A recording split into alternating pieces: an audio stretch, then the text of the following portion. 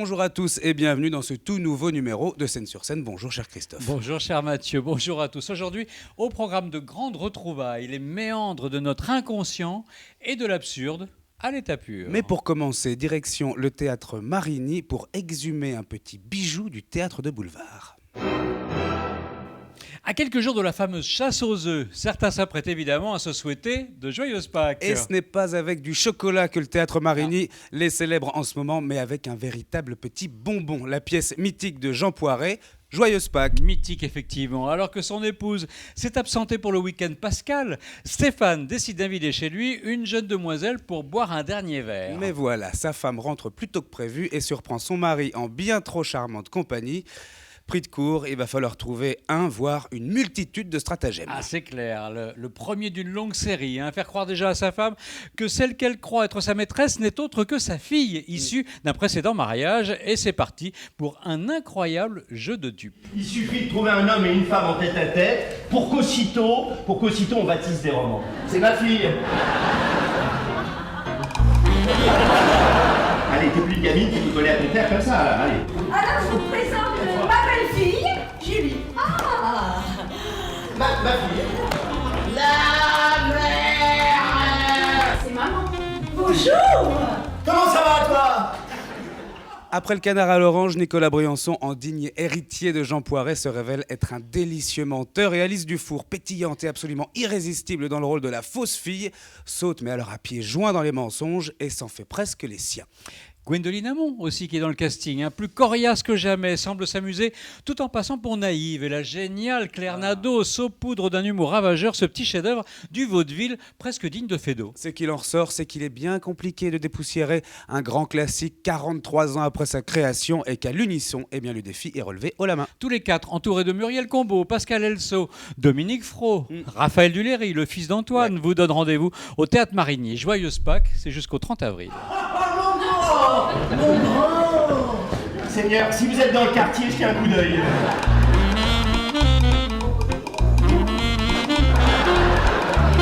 Mon père, tu es venu me chercher à l'école. Oh mon Dieu, mon Dieu, mon Dieu, mon Dieu. Allez, prenons maintenant la direction du théâtre du Lucernaire pour emprunter les chemins du mystique et de l'illusion. Rémi Larousse nous embarque dans ses confidences d'un illusionniste. Un illusionniste, une plongée sans bouteille mais bourrée d'oxygène dans l'univers du mentalisme et de la magie, imaginez-vous. On va enfin vous en dire un peu plus sur les secrets les plus enfouis de cette discipline. Car pour Rémi Larousse, même si le pacte magique repose sur le fait de ne jamais révéler ses secrets, au risque de briser l'alchimie, cela ne signifie pas qu'on ne peut rien dire. Mais attention, vous risquez quand même de vous faire mener par le bout du nez. Rémi Larousse exerce l'art du mentalisme depuis l'âge de 12 ans et en connaît donc un rayon sur les mystères de notre cerveau. Face à la magie, personne n'est réellement insensible. Il y a ceux qui disent « j'y crois ». Il y a ceux qui disent « j'y crois pas ». Et il y a ceux plus rares qui disent « je ne sais pas ». Vous cherchez le truc, nous cherchons toujours une explication. Et ainsi nous chassons le mystère.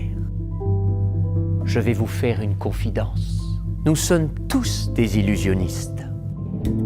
Ce sont nos souvenirs que nous construisions, modifions, transformons avec le temps. Nos souvenirs qui tissent notre identité, qui ont eux aussi leur part d'illusion. Détenteur du Mandrake d'or qui récompense chaque année les meilleurs artistes illusionnistes, Rémi Larousse nous convie à une sorte de conférence où il va même jusqu'à décortiquer le monde de nos rêves. Mais oui, parce que pour Rémi Larousse, le rêveur a cette chance de pouvoir accéder à un grand laboratoire, source inépuisable de fantasmes enfouis dans notre subconscient. Et gare à vous, car les cobayes de ces expériences en tout genre, ce sera vous. Il faut le voir pour le croire, Rémi Larousse est tout simplement bluffant, ébouriffant même, et son show regorge d'humour. Eh oui, c'est plutôt rare que les mentalistes illusionnistes nous surprennent à ce point, alors on vous le recommande évidemment vivement. Mais oui, les confidences d'un illusionniste, c'est au Lucernaire, et c'est jusqu'au 7 mai. Ceci n'est pas un rocher, c'est le poids de nos certitudes. J'ai découvert que les secrets cachent en réalité d'autres secrets. Concentrez-vous un instant, Est-ce que vous vous êtes blessé ? Oui. vérifier que cette barre en métal est bien solide, qu'on ne peut pas la plier.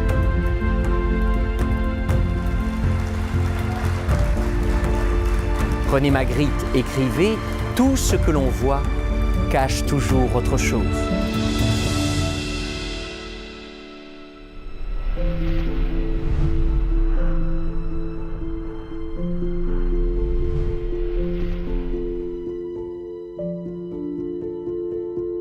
La délirante équipe des faux British Molière 2016 de la meilleure comédie. et du gros diamant du prince Ludwig. Molière 2018 de la meilleure comédie. Et bien, ils ont encore frappé. Et cette fois, Gwenadou adapte sur scène le roman de Conan Doyle, Le chien des Baskerville. Et ça donne une comédie policière, La chienne des Baskerville. La chienne. Alors, il était une fois une légende effroyable qui continue d'épouvanter les âmes les plus naïves. Il était une fois la vengeance d'une bête terrifiante aux yeux rouges qui crachait du feu, un peu comme vous.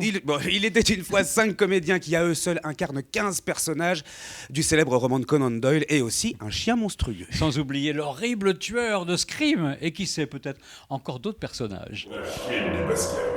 Terreur canine sur la langue. Horreur grogne dans la nuit. Cher Sherlock Holmes, bienvenue au château des Baskerville. La légendaire légende selon une véritable légende vraie. Un chef-d'œuvre de dressage animalier, d'action et de cascade. Non, je suis innocent, je vais tout vous expliquer. Vous le voyez, encore une fois, quand l'absurde se mêle à l'humour anglais et que des Français ajoutent une bonne dose d'extravagance, eh bien, ça part vraiment dans tous les C'est sens. so British. On retrouve bien ici la griffe de Gwenadou qui met en scène cette joyeuse bande. Une bande de fous. Dominique Bastien, Henri Costa, Jean-Baptiste Darroset, Mathilde Méry, Philippe Beau et Hugues Duquesne. Hugues Duquesne qui, avec Olivier Mag et Myrène Pradier, a réussi à réécrire ce petit bijou de Sherlock Holmes en une moulinette de drôlerie. La chienne des Baskerville, c'est à partir du 5 avril, et puis on leur souhaite, pour longtemps, et c'est au théâtre le 13e art. Ouvrez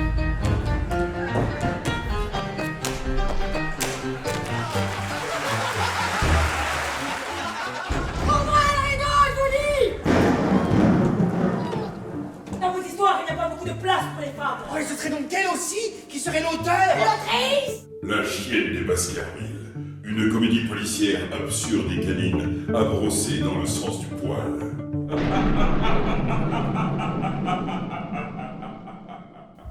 C'est un tandem absolument unique de monstres sacrés de la musique qui déplacent les foules, on peut le dire, et qui ont marqué le siècle tout entier, que réunit la Philharmonie de Paris ce 12 avril. La pianiste Martha Argerich, le chef d'orchestre et pianiste lui aussi Daniel Barenboim.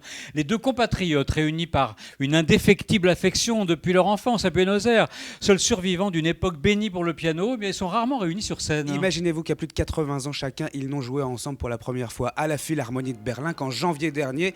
Le 12 avril, on imagine donc que les mélomanes du monde entier seront au rendez-vous à la Philharmonie de Paris. Après de longs mois d'absence due à une petite détérioration de l'état de santé de Daniel Barenboim, les retrouvailles du tandem ne pouvaient qu'être romantiques avec le concerto numéro 1 de Liszt, l'une des œuvres fétiches de Martha Argerich depuis près de 7 décennies.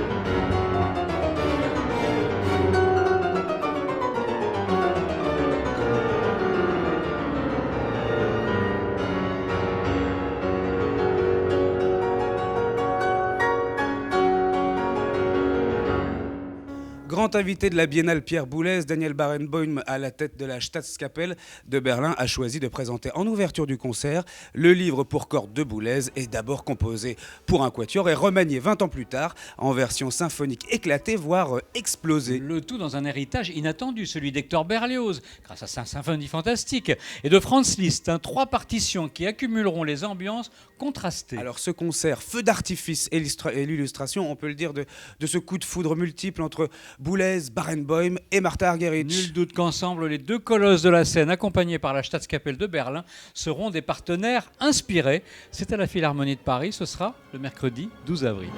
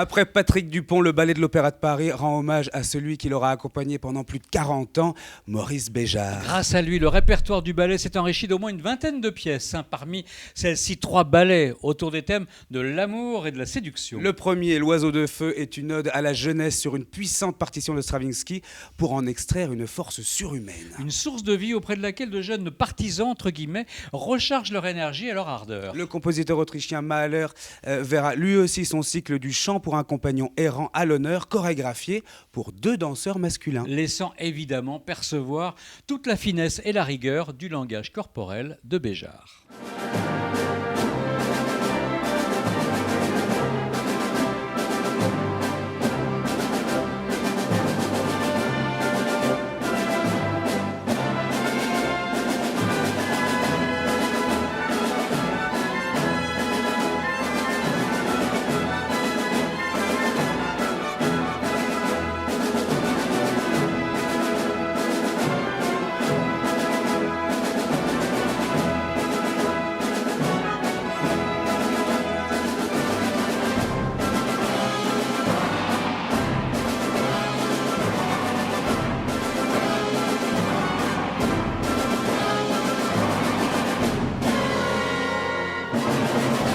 Vision toute de rouge et de noir, pleine de tension et de séduction. L'Étoile Dorothée Gilbert, accompagnée de Florimond Lorieux et Fabien Révillon, se succéderont sur la fameuse table. L'étoile incarne la mélodie qui s'écroule inlassablement sur elle-même. Pour ce boléro, Béjart s'inspirait notamment des danses traditionnelles grecques, en augmentant de volume et d'intensité, dévorant l'espace sonore et engloutissant à la fin la mélodie. Autant vous dire que si vous deviez retenir une seule soirée de danse cette saison, ce serait celle-là. C'est donc du 21 avril au 28 mai à l'Opéra Bastille.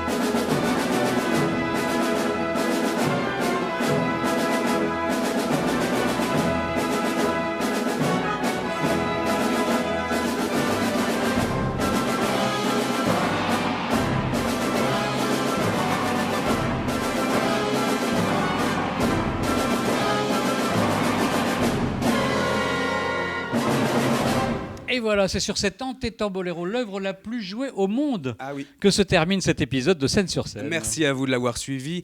On se donne rendez-vous évidemment très vite pour encore d'autres idées de sortie. Et en attendant, on vous dit à bientôt. À très bientôt.